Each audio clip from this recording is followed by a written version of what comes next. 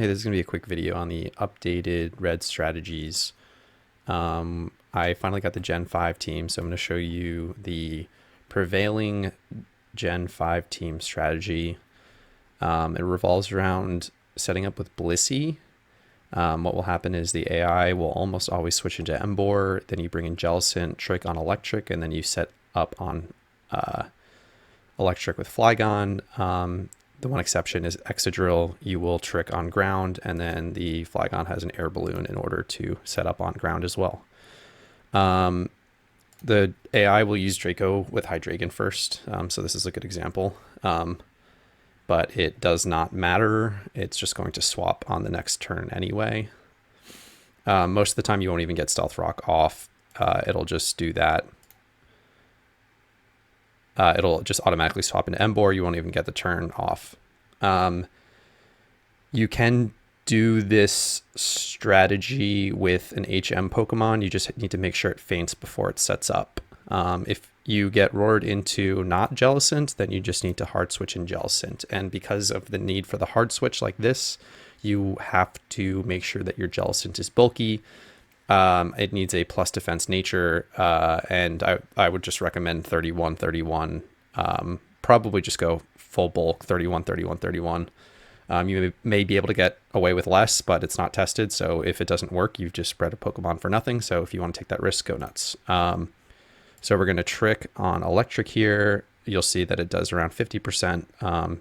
With the crit bonus, that would be it being only 50%. That would be not enough to one-hit KO Jellicent. If you don't have the plus defense nature, you can potentially feint to a crit there. So that is why.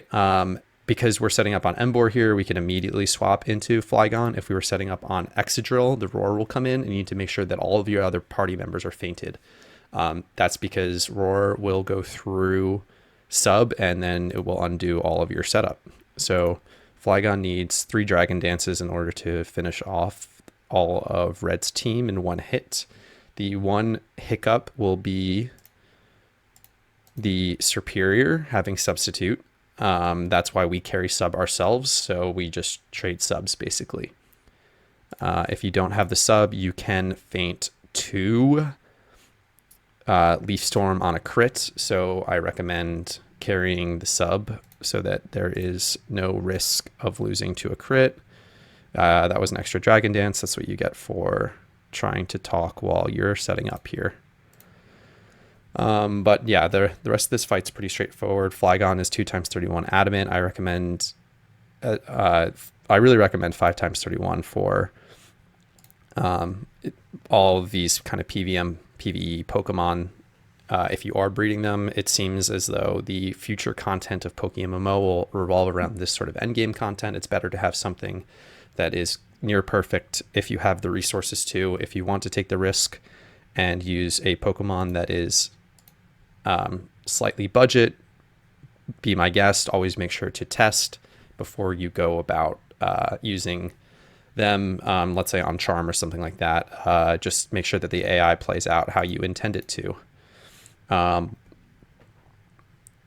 yeah, I'm not going to be testing or limit testing kind of how budget you can go for a long time, maybe if ever. But if you want to be the experimental kind of test subject and figure out how cheap you can make, like maybe you can get away with a Flygon with no bulk stats. The risk that you take is that the AI might see a switch in that prevents you from setting up. So that's the risk that you take going budget. It can ruin the entire team, and then you got to start over with a new breed.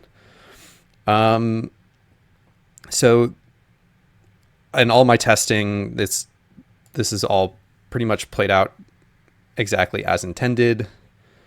This strategy seems to be the far and away the best for Gen 5. And then as far as multi-team strategies go, I really don't recommend them. I think you should just scout ahead. You're going to be doing this on Charm and all of the blind teams. Blind being you can just take one team and have it be done. All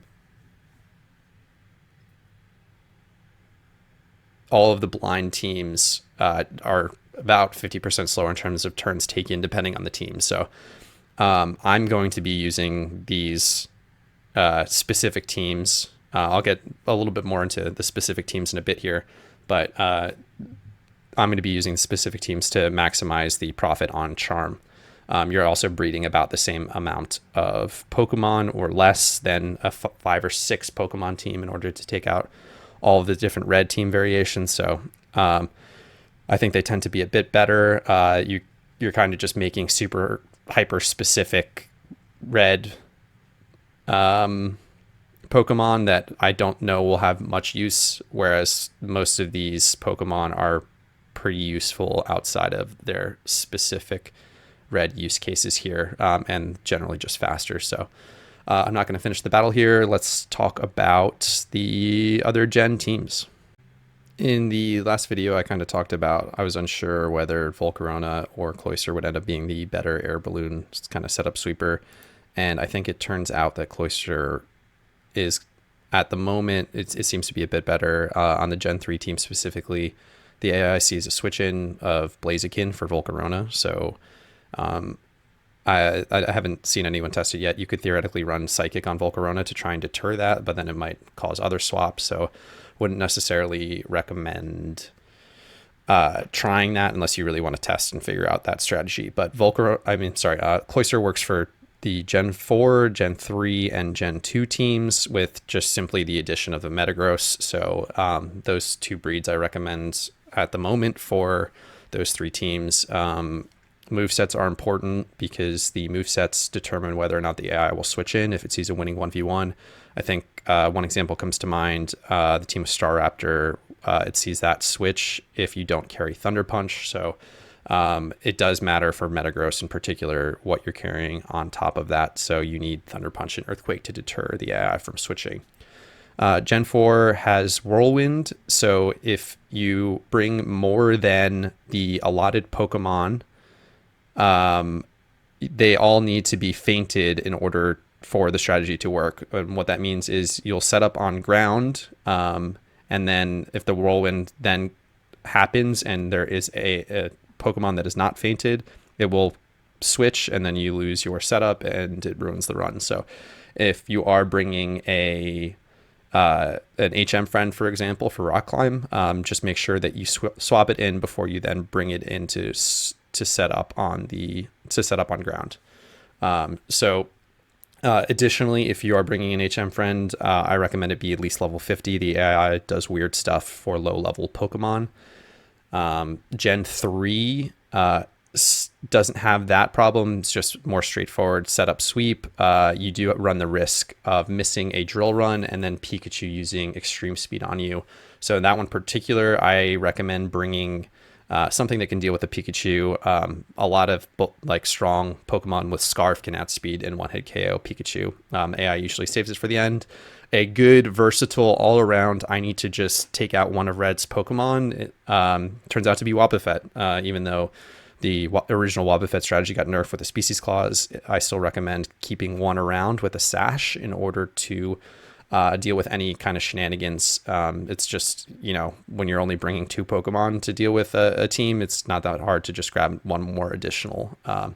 You've got Mirror Coat and Counter to just take out whatever is left if there's only one Pokemon left. So that's a quick tip. And then the Gen 2 team, I believe, is also very straightforward. I think that the Drill Run Miss does not result in any kind of crazy shenanigans if there is one on the Gen 2 team. I've got more notes in the document that I've been updating, originally linked in the last video, so that's going to be the main place for all things. And then lastly, on the subject of level 50 Pokemon, there may be a strategy. I have not tested this yet, but it's so low stakes, and if you wanted to test it, feel free, go ahead. All of the kind of bring a level 1 Pokemon for Stealth Rocks, like a level 1 Geodude. All those strategies seem to still work even with the minimum level requirement. You just need to get those Pokemon up to level 50. So for Honchkrow, what you can do is bring a Geodude with Stealth Rock at level 50, lead with it, set Stealth Rock, then bring in an Aaron with Endeavor at level 50. It still is able to bring whatever the lead Pokemon down is to level 1, and then you bring a Bonsly with Brick Break. I think that needs to have Lum as well. The reason being, it's for the Snorlax lead, you need to break the Reflect to start the sweep with Honchkrow. Otherwise, the next Pokemon that comes in can potentially live through the Reflect, and you don't have the Moxie stacks built. So it might need Lum as well for the Parachance on Body Slam. But that is an alternative to Skuntank, so that's a quick option.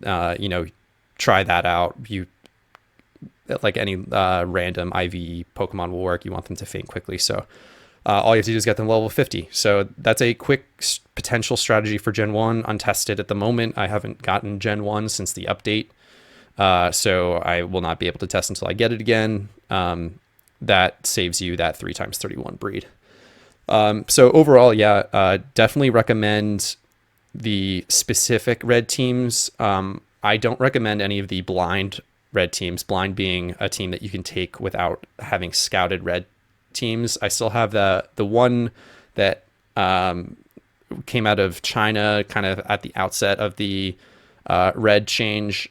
It seems to be working, though all of the blind red teams that I have seen or people have proposed tend to be about 50% slower than any of the specific setup teams. The reason being is you just have to get more creative in order to set up the win conditions, or you're bringing specific Pokemon to respond to other specific Pokemon, and that ends up being anywhere from 25 to 50% slower. With such high stakes, I want to minimize the time on Charm, or minimize the battle time while you're on Charm to maximize profit. So I'm perfectly content with scouting the team ahead of time. If that's not something that you want to do, I go for the blind pick teams. That way you can just bring whatever team you want, or bring the team and face whatever team you get if you really hate scouting that much. But for the time being, that's what I'm going to recommend. As more of those kind of strategies come out, I'll be updating them as far as the blind teams go, but I won't be recommending them specifically. And then additionally, as time goes on, I'll try to create recommendations for people that want to beat red. I feel like the strategies where you set up on immunities are a little bit cheesy, and they want to kind of beat red more fairly, I guess you could say. Fair fight, haha. What I'll try to do is give you recommendations for specific problem Pokemon, let's say, like Infiltrator types to deal with Substitute, that sort of thing, or sound moves. Volcarona, for instance, does well there, even if you're not using it as kind of a setup sweeper. So try to create an all-inclusive red document for all the variations, what people may want to do with it. So that's kind of where it stands. Eventually I'll do a big video once I've seen all the red teams and I've kind of settled on strategies that I'll be using for the foreseeable future, or if any kind of new strategies come up, maybe there will be a blind team that is able to tackle red just as quickly as the rest, saving you the scouting time. But until then, this is what I recommend, and thanks for watching. Thanks for listening. Let me know if you have any trouble with the AI, that sort of thing. Try to assist as best I can. I'm usually active in Petrowski's Discord, so join there if you would like to chat about red strategies. And that's all I got for today. Thanks for watching. Have a good one.